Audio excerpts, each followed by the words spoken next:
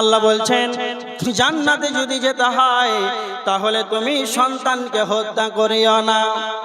কারণ তুমি যখন তোমার সন্তানকে হত্যা করলে তখন তুমি যে রিজিকের মালিক আমি রব, তুমি যেন আমাকে অস্বীকার করেছ। এই জন্য আমার আল্লাহ বলেছেন জান্নাতে যদি যেতে হয় তাহলে যেন সন্তান হত্যা করা যাবে না। নাম্বার 4, ওয়ালা তাকরাবুল ফাওয়াহিশা মা যাহারা মিনহা ওয়া মা বাতান। আল্লাহ বলেছেন প্রকাশ্যে হোক কিংবা গোপনে হোক তোমরা ফাহিশার কাজের কাছে যাবে না। ফাহিশা এটি হলো আরবি শব্দ, কোরআনের আয়াত, আল্লাহর শব্দ। আল্লাহ বলেছেন ফাহিশা কাজের কাছে যাবে না। এর ভিতরে যতগুলো নোংরা কাজ আছে, পাপাচার কাজ আছে, মদ, তাস, জুয়া, লটারি, ক্যারাম বোর্ড, ঘৃণা, ব্যভিচার, যতগুলো পাপের আঁকড়া রয়েছে এই সমস্ত একটাকেই ধরলেন, সেটা হলো ফাহিশা। আমার আল্লাহ এক কথাতেই বুঝাতে চেয়েছেন ওয়ালা তাকরাবুল ফাওয়াহিশা, তোমরা ফাহিশার কাজের কাছে যাবে না। সূরা বনী ইসরাঈল আমার আল্লাহ বলেছেন লা তাকরাবুজ জিনা, তোমরা জিনার কাছে যাবে না, তার ধারের কাছে যাবে না। তার মানে আল্লাহ পাপের কাছে যেতে নিষেধ করেছেন। যেখানে ড্যান্স চলবে, মেয়েদের ড্যান্স চলবে, যেখানে চলবে ভিডিওর হল চলবে, সিনেমা চলবে, শয়তানের যেগুলো আঁকড়া চলবে, সেখানে তো যাওয়া দূরের কথা, তার ধারের কাছে তুমি যাবে না। আল্লাহ কেন ধারের কাছে যেতে নিষেধ করলেন কারণটা ভালো করে শুনে নেন। শয়তান নিজে জাহান্নামে যাবে, শয়তান আপনাকে যেন সদা সর্বদা মন্ত্রণা দেবে, সদা সর্বদা যেন আপনাকে সেই বামে যেগুলো নবীজি ডাক টানলে শয়তানের পথে আপনাকে আহ্বান জানাবে। যখন তুমি সেই ব্যভিচারের নিকটে যাবে, যখন তুমি সেই ভিডিওর হলের কাছে যাবে, যেখানে ডান্স চলছে সেখানে যাবে, তুমি যদি ওখানে প্রবেশ নাও করো তাহলে তোমাকে শয়তান আহ্বান করবে আরে একবার চলে আয়। যখন চলে এসেছিস আর যেন তুমি বাড়ি ফিরে যেও না, এরপরে তুমি তওবা করে নেবে, আর যেন চিরতরে আর কোনোদিন যাব না, তুমি এইভাবে তওবা করে নেবে। শয়তান আপনাকে যেন খেলা করবে নিয়ে। এই জন্য বলা হয়েছে শয়তান আপনাকে নিজে জাহান্নামে যাবে, আপনাকে যেন সর্বদা চেষ্টায় নিয়োজিত রয়েছে যেন আমি তাকে জাহান্নামের দিকে নিয়ে যাব। এই জন্য আমার আল্লাহ বলেছেন বান্দারে তোমরা ফাহিশা কাজের নিকটের কাছে তোমরা যাবে না। খুব ভালো করে শুনে, পৃথিবীতে যত পাপের কাজ আছে, যতগুলো পাপ আছে, কোনো পাপই করা যাবে না, ওই পাপের কাছে যাওয়া যাবে না। আল্লাহ একটাই ভাষা ব্যবহার করেছেন ফাহিশা। একটা উদাহরণ দিলে বুঝতে পারবেন। আপনি যাবেন বাজারে তরকারি সবজি কিনতে যাবেন, সবজি নেবেন, কি নেবেন না তো কচু নিলেন, শাক নিলেন, বিভিন্ন রকমের তরকারি নিলেন। আপনি যখন বাজার থেকে বের হন তখন স্ত্রীকে বলছেন যে তাড়াতাড়ি দাও তো, ব্যাগটা দাও, বাজারের ব্যাগটা দাও। এবার বিভিন্ন রকমের তরকারি ওই ব্যাগের ভিতরে ভরা আছে। তবে যদি কেউ জিজ্ঞেস করে এটা কিসের ব্যাগ, তো বলবে এটা শাকের ব্যাগ, কুমড়োর ব্যাগ, বলবে একটাই ভাষায় পার যেটা বাজারের ব্যাগ। তার মানে এটা বিভিন্ন রকম তরকারি ভরা আছে। পৃথিবীতে যতগুলো পাপ আছে আল্লাহ একটাই ভাষা ব্যবহার করেছেন ফাহিশা। টোটালটাই বুঝলেন, ফাহিশার কাছে যাবে না মানে যতগুলো পাপ আছে আল্লাহ একটা কথাই বলে দিলেন ওয়ালা তাকরাবুল ফাওয়াহিশা মা যাহারা মিনহা ওয়া মা বাতান। সেটা গোপনে হোক কিংবা প্রকাশ্যে হোক তার কাছে যাবে। যারা পাপের সঙ্গে জড়িয়ে আছে সাবধান। বিভিন্ন পর্যায়ে মোবাইলের দ্বারাই হোক, চলাফেরার মাধ্যমে হোক, যে কোনো কাজে হোক পাপে জড়িয়ে থাকেন, ইস্তিগফার করেন, তওবা করেন, এই কাজ থেকে ফিরে আসেন, তার নিকটে যাওয়া যাবে না। একটা হাদিস, কোরআনের একটা আয়াত, তার ভিতরে একটা হাদিস এসেছে বুখারী শরীফের হাদিস 4637 নম্বর হাদিস। আল্লাহ রাসূল সাল্লাল্লাহু আলাইহি ওয়াসাল্লাম অধিক মাত্রায় লজ্জাশীল। আল্লাহর চেয়ে আর কেউ লজ্জাশীল নাই, আল্লাহ হলেন অধিক মাত্রায় লজ্জাশীল।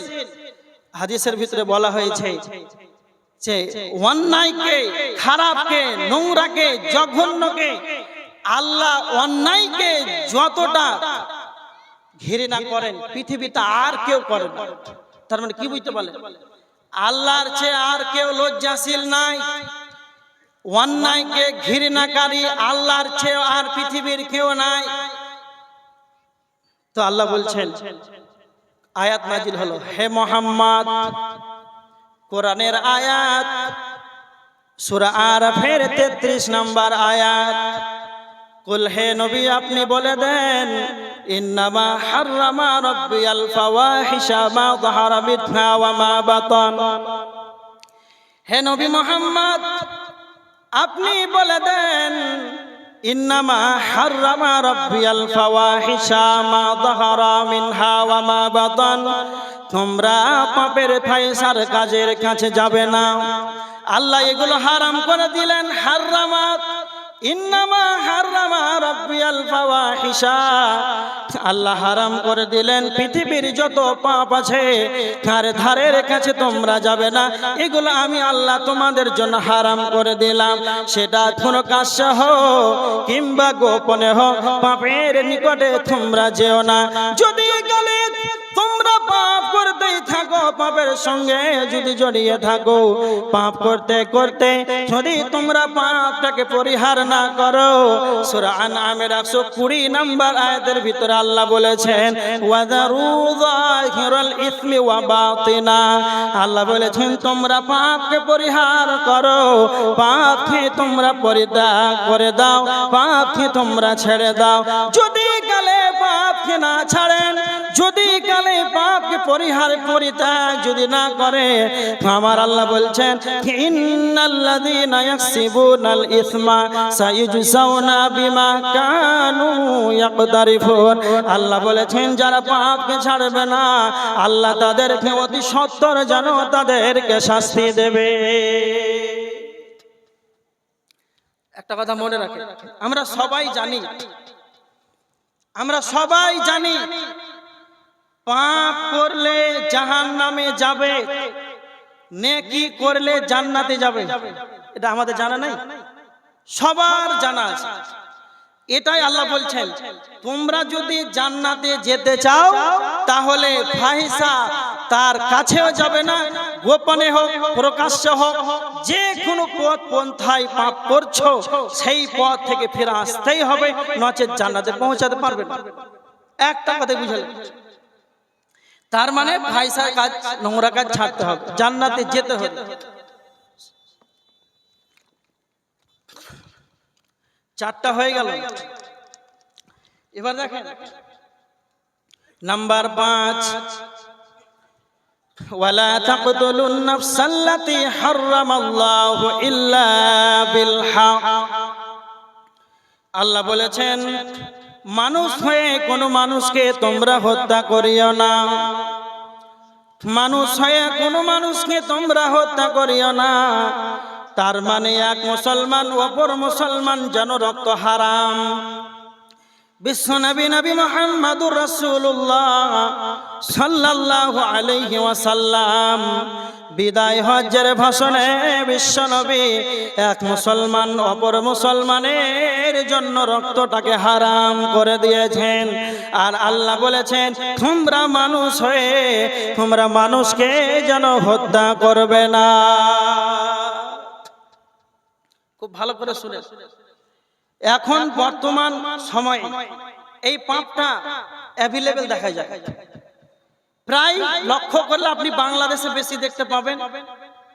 তারপর আমাদের এরিয়ার কথা বলছি, দৌলতপুরে সভাপুরে কয়দিন হলো, কিছুদিন হলো, আরো বিভিন্ন জায়গাতে দেখা যায় 1000 টাকার জন্য 500 টাকার জন্য মানুষকে কেটে দিল, মেরে দিল।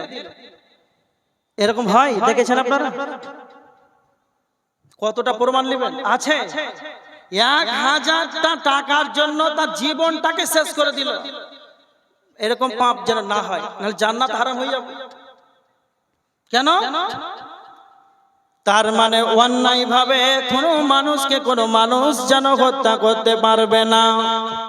কিন্তু আমার আল্লাহ বলেছেন ইল্লা বিল হক, ন্যায়ভাবে হত্যা করা যায়। তার মানে কোনো মানুষকে কোনো মানুষ হত্যা করতে পারবে না, কোনো মানুষকে অন্যায়ভাবে হত্যা করতে পারবে না। কিন্তু তিন প্রকার ব্যক্তিকে হত্যা করা শরীয়তের ভিতরে অনুমতি রয়েছে। তিন প্রকার, তিন শ্রেণীর মানুষকে হত্যা করা যায়। মুসলিম শরীফের হাদিস 4267 নাম্বার হাদিস। আল্লাহর নবী বলেছেন তিন প্রকার, তিন শ্রেণীর মানুষকে যেন হত্যা করা যায়। এক শ্রেণীর মানুষ হলো আস-সাইয়্যিবুজ-জান, যারা বিবাহের পরে জেনায় লিপ্ত হয়।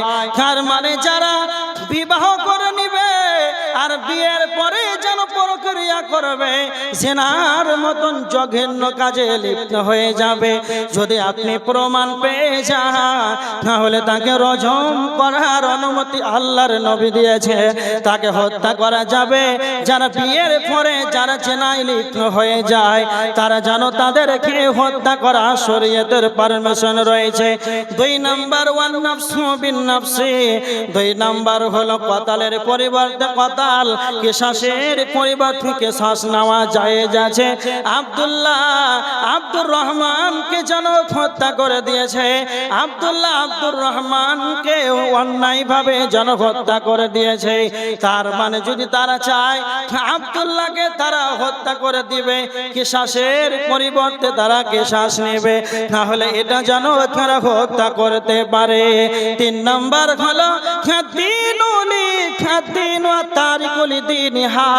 যারা দিন থেকে বেরিয়ে যাবে, যারা ইসলাম ধর্ম থেকে বেরিয়ে যাবে, হিন্দু হয়ে যাবে, ইহুদি হয়ে যাবে, খ্রিস্টান হয়ে যাবে, নাসারা হয়ে যাবে, বৌদ্ধ হয়ে যাবে, কাদিয়ানি হয়ে যাবে, এক কথা ইসলাম থেকে যারা বেরিয়ে যাবে, আল মুফারিকুল জামাআ, মুসলমানদের জামাত থেকে যেন আলাদা হয়ে যাবে, মুসলমানদের থেকে যেন পৃথক হয়ে যাবে। যারা দিন থেকে বেরিয়ে যাবে তাকে বলে দিতে হবে তুমি যে ইসলামকে ছেড়ে দিয়েছো এটা তুমি ভুল করেছো, ফিরে এসো, ফিরে এসো। তারপরে যদি ফিরে না আসে তাহলে তাকে হত্যা করার পারমিশন বিশ্ব নবী দিয়েছেন।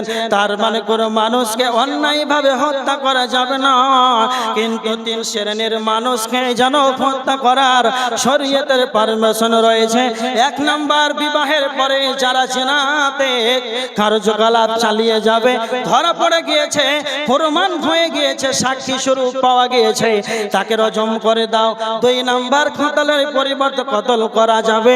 3 নাম্বার, দিন ধর্ম ইসলাম থেকে যারা মুরতাদ হয়ে যাবে, দিন ধর্ম থেকে যারা বেরিয়ে যাবে তাদেরকে যেন হত্যা করা যায়।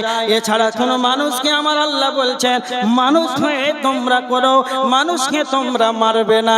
বিশ্বনবী মিশকাত শরীফের 52 নাম্বার হাদিস, নবীজি বলেছেন ইজতানিবুস সাবাল মুবিকাত, তোমরা 7টি ধ্বংসাত্মক বিষয় থেকে তোমরা নিজেকে দূরে রাখো।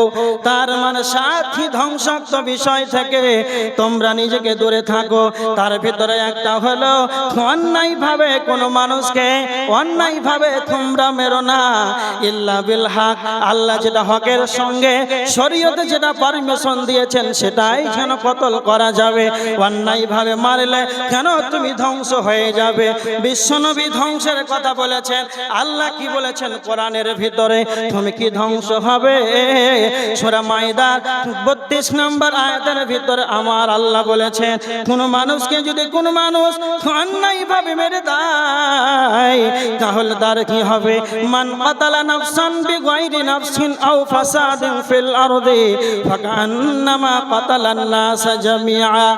আমার আল্লাহ বলেছেন কোনো মানুষ যদি কোনো মানুষকে অন্যায়ভাবে মেরে দেয়, কোনো মানুষ যদি কোনো মানুষকে অন্যায়ভাবে মেরে দেয় তাহলে ফাকান্নামা কাতালান নাস জামিআ, সে সারা পৃথিবীর পৃথিবীর মানুষকে যেন হত্যা করে দিল।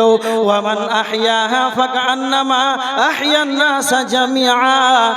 আমার আল্লাহ বলেছেন, কেউ যদি কোনো মানুষের জীবন রক্ষা করে, কোনো মানুষের জীবনকে কেউ যদি রক্ষা করে, তাহলে সে সারা জীবন সারা পৃথিবীর মানুষের যেন জীবন রক্ষা করে দিল।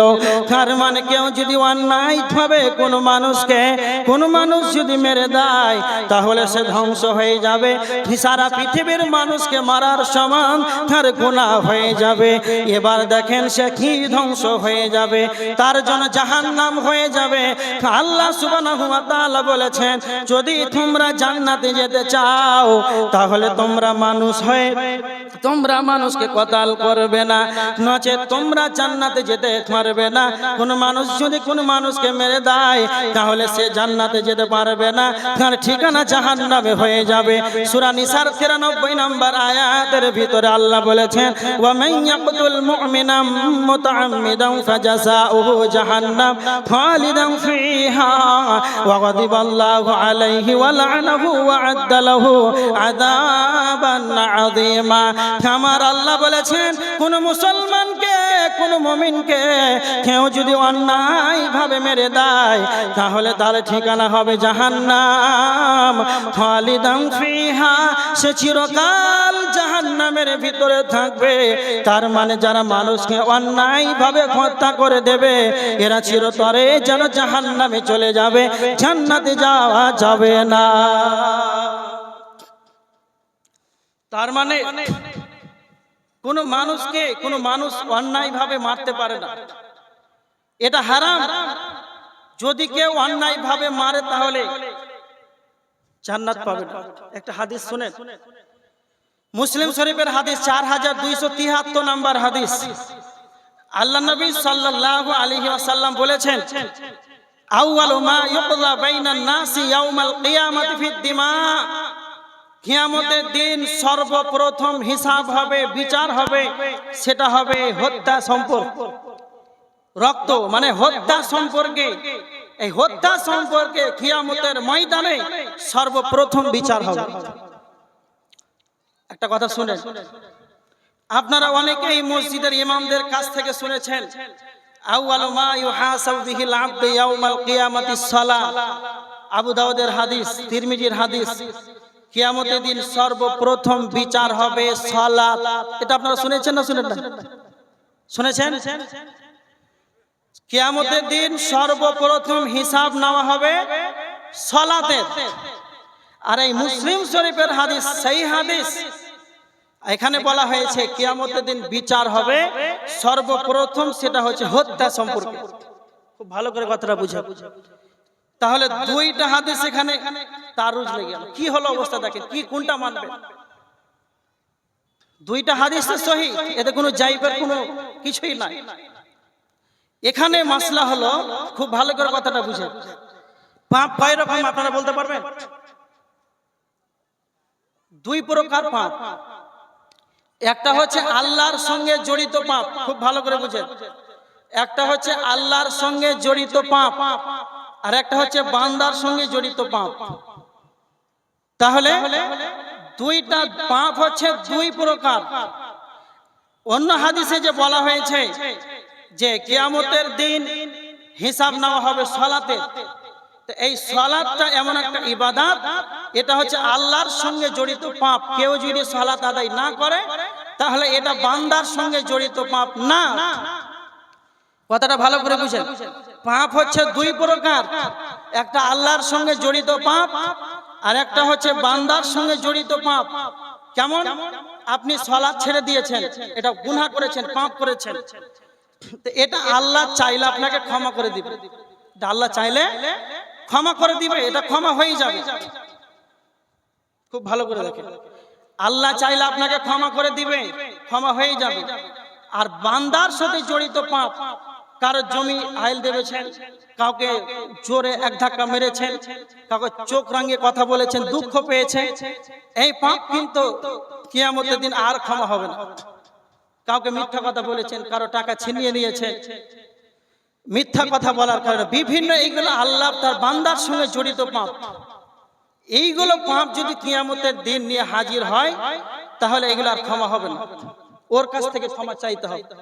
আপনি এমন করে একজনকে কথা বলেছেন চোখ রাঙিয়ে, রিক্সা চালকে, টোটো চালকে আপনি জোরে কথা বলেছেন 5 টাকার জন্য, ওই বেচারা গরিব মানুষ 15 টাকার জন্য সে রিক্সা চালা, আপনি 10 টাকা দিলেন, 5 টাকা তো দিলেনই না, তারপরে আপনি জোরে জোরে উঁচু উঁচু বেশি কথা শুনিয়ে দিলেন। এই যে তার মনে একটা ব্যথা, এটা হচ্ছে তার কাছ থেকে ক্ষমা চাইতে হবে, আল্লাহ ক্ষমা করবেন। ভালো করে কথাটা বুঝুন। তার মানে আর আপনি জেনা করেছেন, সালাত আদায় করেননি, এইগুলো পাপ বান্দার আল্লাহর সঙ্গে জড়িত পাপ। সে কেনে কেনে যদি আল্লাহর কাছে ক্ষমা চায়, আল্লাহ মন চাইলে তাকে ক্ষমা করে দিতে পারে, সে জান্নাত চলে যায়। এই জন্য আপনাকে বলি, ওই যে হাদিসটা আছে, এটা হচ্ছে আউয়ালু মা ইউহাসাবু বিহিল আবদু ইয়াউমাল কিয়ামাতিস সালাহ, কিয়ামতের দিন সর্বপ্রথম হিসাব নেওয়া হবে সালাতের। এটা হচ্ছে হুকুকুল্লাহ, আল্লাহর সঙ্গে জড়িত পাপ, এই জন্য এটা আলাদা। আল্লাহর সঙ্গে যতগুলো পাপ আছে সর্বপ্রথম হিসাব নেওয়া হবে সালাতের, আর বান্দার সঙ্গে যতগুলো পাপ আছে সব চাইতে যেটা সর্বপ্রথম কিয়ামতের দিন হিসাব হবে সেটা হচ্ছে হত্যা সম্পর্কে। এবার বুঝতে পেরেছেন? দুটাই সহি, দুই রকম ভাবে বুঝেন তাহলে বুঝতে পারলেন।